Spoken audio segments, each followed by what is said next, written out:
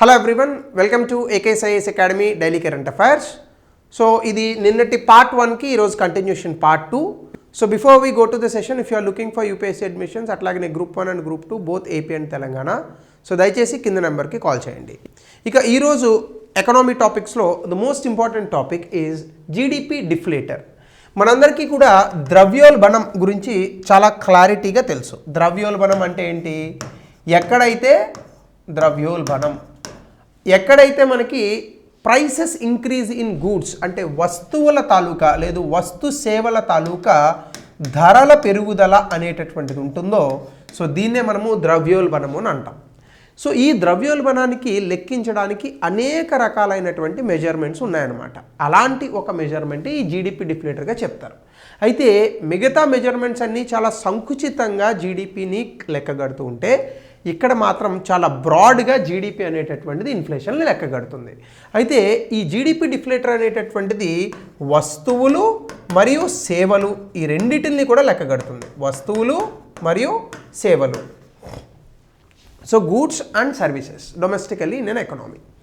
So అయితే ఇక్కడ nominal GDP అంటే నామమాత్రపు జీడిపిలో ఎంత చేంజ్ ఉంది? నామమాత్రపు జీడిపి అంటే ఇన్ఫ్లేషన్తో కలిపి కరెంట్ ప్రైసెస్ వద్ద లెక్కించేటటువంటి జీడిపిని ప్రస్తుత ధరల వద్ద లెక్కిస్తే దాన్ని నామినల్ జీడిపి అని అంటారు. అదే రియల్ జీడిపి వాస్తవిక జీడిపి అంటే కరెంట్ ప్రైసెస్ వద్ద కాకుండా కాన్స్టెంట్ ప్రైసెస్ అంటే స్థిర ధరల వద్ద లెక్కించేటటువంటి జీడిపిని ద్రవ్యోల్బణంతో అడ్జస్ట్ చేసి లెక్కించేటటువంటి జీడిపిని మనము ఈ యొక్క రియల్ జీడిపి వాస్తవిక జీడిపి అని అంటాం. So nominal GDP by real GDP into 100 కనుక మనం ఫార్ములా వేస్తే దీన్ని జీడిపి డిఫ్లేటర్ అని పిలుస్తూ ఉంటాం. అయితే మీరు అనొచ్చు sir consumer price index wholesale price index అని రెండు ఉంటాయి కదా, టోకు ధరల సూచిక, కన్జ్యూమర్ ప్రైస్ ఇండెక్స్ అంటే వినియోగదారుల ధరల సూచిక. సో ఈ రెండింటికి కూడా ఇన్ఫ్లేషన్ అనేటటువంటి దాన్ని మనం అడ్జస్ట్ చేసి ఈ రెండింటిలోని కూడా మనం ఇన్ఫ్లేషన్ అనేటటువంటి దాన్ని లెక్కగడుతూ ఉంటాం. అయితే సాధారణంగా హోల్సేల్ ప్రైస్ ఇండెక్స్లో కేవలం వస్తువులను మాత్రమే లెక్కగడతారు. సిపిఐలో వస్తువులు సేవలు ఉంటాయి కానీ ఇది తక్కువ నెంబర్ ఆఫ్ గూడ్స్కి లెక్క పెడుతూ ఉంటాం. అంటే లైక్ అంత బ్రాడ్ మెజర్ కాదు, ఇది కేవలం వస్తువులు సేవలు వాటిల్లో ధరల యొక్క మార్పులు అంటే కన్జంప్షన్ ప్యాటర్న్స్ గురించి అంటే ఎలా మనం కన్జ్యూమ్ చేస్తున్నామో వస్తువులు ఆ ప్యాటర్న్ అనుసరించి సాధారణంగా ఇందులో మార్పులు చెప్తూ ఉంటారు. కానీ జీడిపి డిఫ్లేటర్ అనేటటువంటిది డిఫరెంట్గా ఉంటుంది. నామినల్ జీడిపి కరెంట్ ప్రైసెస్ దగ్గర, రియల్ జీడిపి కాన్స్టెంట్ ప్రైసెస్ దగ్గర లెక్కబెట్టి ఇందులో వచ్చినటువంటి చేంజెస్ని nominal GDP by real GDP into 100 formula వేసి ఇక్కడ మనం లెక్కగడుతూ ఉంటాం. దీనివల్ల దేశం మొత్తంలో ఉన్నటువంటి అంతిమ వస్తువులు మరియు సేవలు వీటి తాలూకా ధరలు యొక్క మార్పులు అనేటటువంటివి మనకి ఇందులో కనిపిస్తాయి. సో దీనికి ఫిక్స్డ్ బాస్కెట్ ఇవే వస్తువులు ఉండాలనేటటువంటిది ఏముండదు కాబట్టి ఎప్పటికప్పుడు మారిపోతూ ఉంటుంది. ఇది ఇన్ఫ్లేషన్ దేశంలో ఉన్నటువంటి ద్రవ్యోల్బణాన్ని చాలా పెద్ద స్థాయిలో ఇది లెక్కిస్తూ ఉంటుంది. కాబట్టి ఒకే సెక్టార్కి అంటే ఒకే రంగానికి స్పెసిఫిక్గా ఇది లెక్కించదనమాట. సో దీని తాలూకా సిగ్నిఫికెన్స్ ఏంటని చూస్తే ఒకటి కాంప్రహెన్సివ్ అంటే సిపిఐ డబ్ల్యూపిఐ కన్నా చాలా పెద్దగా ఈ యొక్క ద్రవ్యోల్బణం అనేటటువంటి దాన్ని ప్రభుత్వం ఎంత ఖర్చు పెడుతోంది, ఎంత పెట్టుబడి పెడుతోంది, ఎన్ని ఎగుమతులు చేస్తోంది, ఇవన్నీ కూడా మనం ఇందులో ఇంక్లూడ్ చేసుకొని అర్థం చేసుకోవచ్చు. అలాగే రియల్ గ్రోత్ నిజంగా వాస్తవిక జీడిపి లేదా వాస్తవిక వృద్ధి అనేటటువంటిది ఎలా ఉంది అనేటటువంటిది మనం ఈ ఇన్ఫ్లేషన్ని జీడిపి డిఫ్లేటర్ ద్వారా లెక్కించి మనం లెక్కగట్టచ్చు. అలాగనే కన్జంప్షన్ మనం వినియోగించేటటువంటి వస్తువుల యొక్క మార్పులు అనేటటువంటి దానికి అనుగుణంగా ఉంటుంది. అలాగే దీని ద్వారా ఇన్వెస్ట్మెంట్ ప్యాటర్న్స్ ఇవన్నీ కూడా మనకు ఓవర్ టైం అర్థమవుతాయి.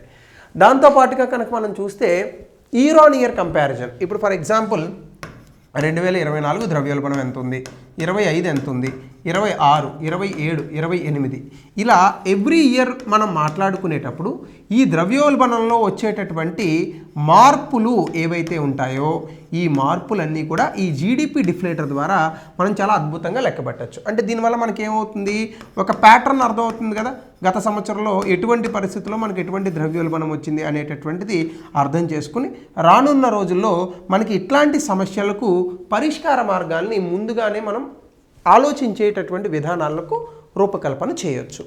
అట్లాగే policy analysis and long term trends చూస్తే విధానకర్తలు ఎప్పుడైనా పూర్వపు డేటాని అనుసరించి మాత్రమే మనకి ఎక్కువగా ఈ యొక్క ఎకనామిక్ పాలసీస్ అంటే ఆర్థిక విధానాలు అనేటటువంటివి తయారు చేయగలుగుతారు. సో మ్యాక్రో ఎకనామిక్ స్టెబిలిటీ చాలా స్థూలంగా కనుక మనం ఆర్థిక స్థిరత్వాన్ని అసెస్మెంట్ అంచనా వేయాలి అంటే ఖచ్చితంగా ఈ ద్రవ్యోల్బణాన్ని మనం అర్థం చేసుకోవాలి. దాని ద్వారానే లాంగ్ టర్మ్ అంటే చాలా ఎక్కువ టర్మ్లో ఇన్ ద సెన్స్ దీర్ఘకాలికంగా మనం విధానాలు అనేటటువంటివి రచించవచ్చు. సో దీనికి మనం కనుక ఒకసారి చూస్తే జీడిపి డిఫ్లేటర్ అని అనగానే డొమెస్టికల్లీ అంటే దేశంలో ఉత్పత్తి అయ్యేటటువంటి అన్ని వస్తు సేవలని ఇది లెక్క కడుతుంది. సిపిఐ ఏమో కేవలం కన్జ్యూమర్ వినియోగదారుడు వస్తు సేవలనే మాత్రం లెక్క కడుతుంది. డబ్ల్యూపీఐ అయితే ఏమో కేవలం వస్తువులు మాత్రమే లెక్క కడుతుంది. ఇక్కడ బాస్కెట్ అంటే ఏ వస్తువులకు లెక్క పెడతారు, వేరియబుల్ అంటే ఏ వస్తువులైనా ఉండొచ్చు. ఇక్కడ ఒక ఫిక్స్డ్ ఇక్కడ ఒక ఫిక్స్డ్ బాస్కెట్ ఉంటుంది. ఇంపోర్ట్స్ని ఇంక్లూడ్ చేస్తుందా, ఇది చాలా ఇంపార్టెంట్ అండి. ప్రిలిమినరీ ఎగ్జామినేషన్లో ఇట్లాంటి క్వశ్చన్స్ అడుగుతారు. జీడిపి డిఫ్లేటర్లో ఇంపోర్ట్స్ ఇంక్లూడ్ అవుతాయా, అవ్వవు. సిపిఐలో అవుతాయి. గూడ్స్ అండ్ సర్వీసెస్లో మోస్ట్లీ అవ్వవు. ఎక్స్పోర్ట్స్ని ఇంక్లూడ్ చేస్తుందా, ఎస్. జీడిపి డిఫ్లేటర్లో ఎగుమతులను ఇంక్లూడ్ చేస్తారు, కానీ సిపిఐలో ఎగుమతులను ఇంక్లూడ్ చేయరు, డబ్ల్యూపీఐలో కూడా చేయరు. ఇది ఎందుకు ఉపయోగిస్తారు, వాస్తవిక జీడిపిని లెక్కించడానికి, ఓవరాల్గా ద్రవ్యోల్బణం ఎంత ఉందని లెక్కించడానికి ఇది ఉపయోగపడుతుంది. సిపిఐ అనేటటువంటిది మన జీవన స్థాయి ఎట్లా ఉంది, ఎంత ఖర్చు అవుతుంది అని చెప్పడానికి ఉపయోగపడుతుంది. ఇది హోల్సేల్ ధరల్లో ఇన్ఫ్లేషన్ ఎలా ఉందని చెప్పడానికి డబ్ల్యూపీఐ ఉపయోగపడుతుంది. అలాగనే ఇది ఎవరు ఉపయోగిస్తారంటే ఆర్థికవేత్తలు, విధానకర్తలు ఉపయోగిస్తారు. ఇది కేవలం ఆర్బీఐ ఇన్ఫ్లేషన్ టార్గెటింగ్ ఉపయోగపడుతుంది. ప్రైస్ ట్రెండ్ అనాలిసిస్ తెలుసుకోవడానికి డబ్ల్యూపీఐ ఉపయోగపడుతుంది. సో ఇవి సిపిఐ, డబ్ల్యూపీఐ అలాగనే జీడిపి డిఫ్లేటర్ మధ్య ఉన్నటువంటి తేడాలు. సో ఎవరు ఎక్కువగా వాడతారంటే నేషనల్ ఇన్కమ్ ఎస్టిమేట్స్ అనేవి ministry of statistics and programme implementation వాళ్ళు చేస్తూ ఉంటారు. సో జీడిపి అనేటటువంటి ఈ జీడిపి డిఫ్లేటర్ను నామినల్ రియల్ జీడిపి నుంచి తీసుకొచ్చి వీళ్ళు ఇలాంటి పర్టికులర్ ప్రోగ్రామ్స్లో అసెస్ చేస్తూ ఉంటారు లేదా ఉపయోగిస్తూ ఉంటారు. సో అది GDP deflator. Next topic green GDP. Sir మాకు జీడిపి తెలుసు, జిఎన్పి తెలుసు, ఏంటి గ్రీన్ జీడిపి? మనకి యూపీఎస్సీలో ఒకసారి ఒక అద్భుతమైన ప్రశ్న ఇచ్చాడండి. Development is not possible without distraction. అభివృద్ధి అనేటటువంటిది పర్యావరణాన్ని మనం ఇబ్బంది పెట్టకుండా సాధ్యం కాదు. Development is not possible without destruction. ఇది ఒక ప్రశ్న ఇచ్చాడు. అంటే ఏంటి, పర్యావరణాన్ని మనం చంపకుండా అభివృద్ధి అనేటటువంటిది రాదు. ఇప్పుడు ఫర్ ఎగ్జాంపుల్ మన దేశంలో యురేనియం దొరుకుతోంది, గోల్డ్ దొరుకుతోంది, ఇంకా ఐరన్ ఇలాంటివి చాలా దొరుకుతున్నాయి. ఇవన్నీ మనం ఎక్కడి నుంచి తీస్తామండి, మైనింగ్ చేయాలంటే ఏం చేయాలండి, మనము అడవుల్ని నరికివేయాలి, అంటే డీఫారెస్టేషన్, అంతే కదా, డీఫారెస్టేషన్ చేయాలి. సో అడవుల్ని ఈ డీఫారెస్టేషన్ అనేటటువంటిది చేసినప్పుడు మనకేమవుతుంది, పర్యావరణానికి నష్టం కలిగిస్తున్నామా? మైనింగ్ చేసేటప్పుడు భూమి పొరల్లో నష్టం కలిగిస్తున్నామా? ఇప్పుడు ఈ యురేనియం ఇవన్నీ బయటకు వచ్చినప్పుడు దీన్ని అమ్మి మనం సొమ్ము చేసుకుంటున్నాం. ఇప్పుడు ఇంత డబ్బు సంపాదించడానికి ఇంత పర్యావరణానికి నష్టం కలిగింది, అవునా కదా? సో ఇప్పుడు గ్రీన్ జీడిపి ఏం చెప్తుందంటే, నువ్వు ఎంత డబ్బు అయితే సంపాదించావో అందులో నుండి నష్టపోయినటువంటి పర్యావరణాన్ని మరలా బాగు చేయడానికి నీకు అయ్యేటటువంటి ఖర్చుని కనుక తీసేస్తే, అంటే ఫర్ ఎగ్జాంపుల్ ఇక్కడ నీకు జీడిపి 100 రూపాయలు వచ్చింది, 100 మైనస్ ఇక్కడ నువ్వు పాడు చేసినటువంటి పర్యావరణాన్ని బాగు చేయడానికి నీకు 40 రూపాయలు ఖర్చు అవుతుంది. ఈ మిగిలినటువంటి 60 రూపాయలే నీ గ్రీన్ జీడిపి అవుతుంది. అంటే పర్యావరణానికి నువ్వు ఎంతగా నష్టం కలిగిస్తున్నావో ఆ పర్యావరణాన్ని మళ్ళీ బాగు చేయడానికి నీకు అయ్యేటటువంటి ఖర్చుని జీడిపి విలువలోంచి కనుక నువ్వు మైనస్ చేస్తే దాన్నే గ్రీన్ జీడిపి అని అంటారు. Green grass domestic product is an alternative indicator that adjust conventional GDP by accounting for environmental cost. అంటే పర్యావరణ ఖర్చులు అంటే ఏంటి, న్యాచురల్ రిసోర్సెస్, ప్రకృతి నుంచి సహజ సిద్ధమైనటువంటి వనరులు తగ్గిపోతాయి, అలాగే పర్యావరణం అనేటటువంటిది ఇబ్బంది పడుతుంది, అలాగే మన చుట్టూ ఉన్నటువంటి జీవ వైవిధ్యం అనేటటువంటి డ్యామేజ్ అవుతుంది. సో దీని కారణంగా మనకి ఏమవుతుందంటే ఒక రియలిస్టిక్ అసెస్మెంట్, అంటే ఒక నిజమైనటువంటి అంచనా, ఎంత ఆర్థిక ప్రగతి అనేటటువంటిది వచ్చింది, ఎంత ఆర్థిక సంక్షేమం జరిగింది, అయితే ఆర్థిక ప్రగతి ఆర్థిక సంక్షేమం జరిగేటప్పుడు ఎంత పర్యావరణాన్ని నువ్వు దెబ్బతీశావు, అలాగనే ఎన్వైరన్మెంటల్ సస్టైనబిలిటీ, పర్యావరణ సుస్థిరత అనేటటువంటిది మనం ఎంతవరకు సాధించాం. సో ఇవన్నీ కూడా మనం అందులో లెక్కిస్తాం.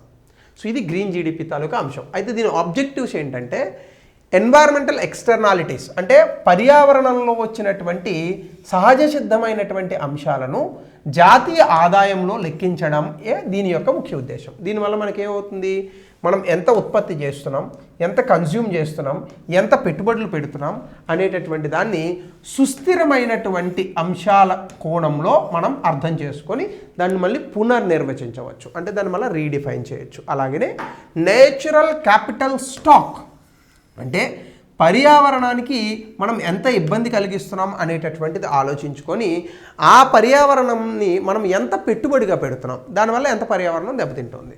సో దీన్ని అర్థం చేసుకుంటే అంటే మనం ఎంత డ్యామేజ్ చేస్తున్నామో అర్థం చేసుకుంటే ఎంత బాగుపడచ్చో అర్థం చేసుకోవచ్చు. దీనివల్ల సుస్థిర అభివృద్ధి అనేటటువంటిది వస్తుంది.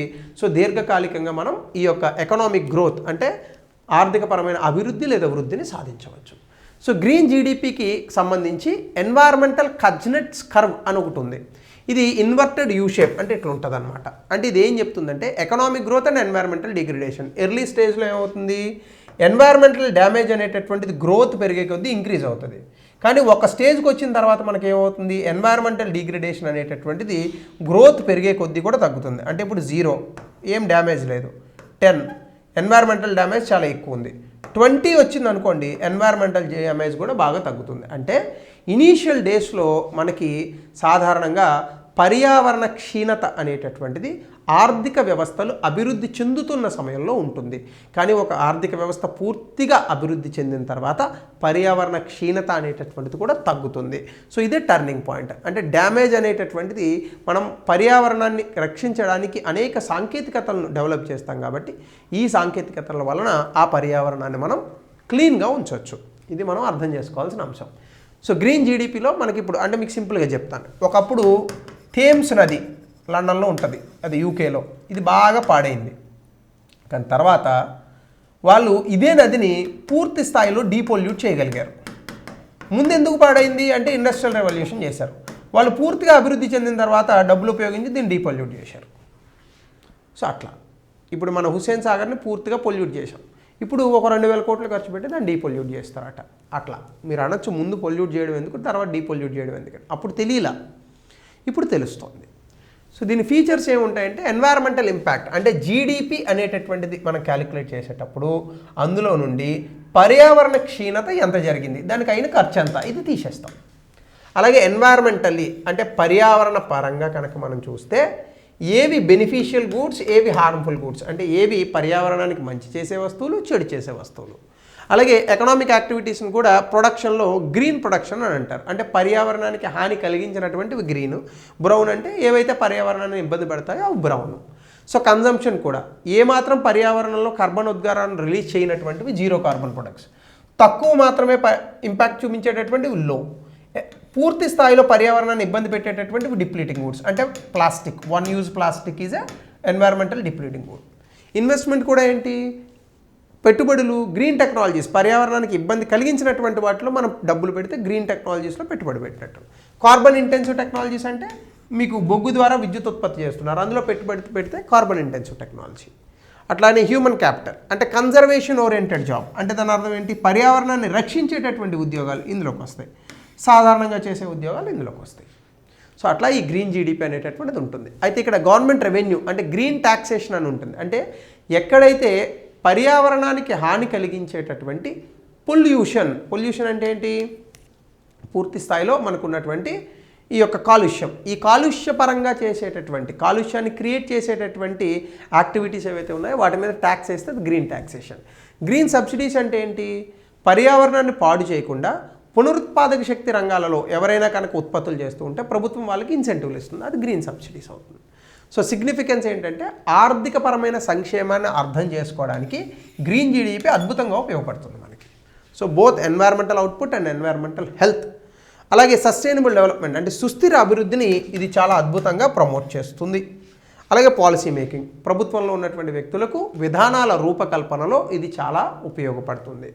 అలాగే ఎన్వైర్మెంటల్ కాస్ట్ అంటే కేవలం ఆర్థిక ప్రగతి సాధించడమే కాదు, ఆర్థిక ప్రగతి సాధనలో పర్యావరణానికి కలిగే నష్టాన్ని కూడా తెలుపుతుంది కాబట్టి ఎన్వైర్మెంటల్ కాస్ట్.